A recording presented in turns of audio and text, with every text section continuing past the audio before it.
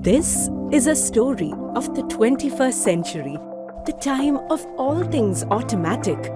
Homes transformed, but one thing remained the same.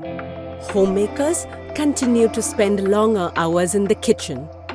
However, one young woman and her husband paved way for change. They made the world's first fully automatic roti maker, the Rotimatic.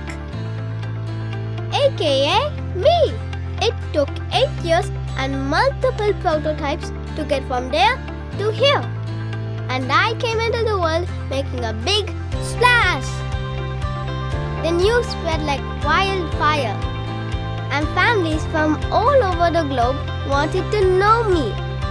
I was sent to Melbourne, New York, London, Mumbai, even to Hollywood. Never did I think that families would enjoy my tasty puffed rotis so much. Actually, I knew they'd love me.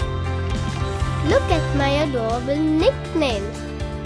100,000 families, 58 countries, and 7 years later, I have made my 200 millionth roti.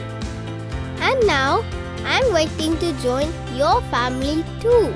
With me, you can make a change to a healthier, progressive lifestyle. See you soon at your home.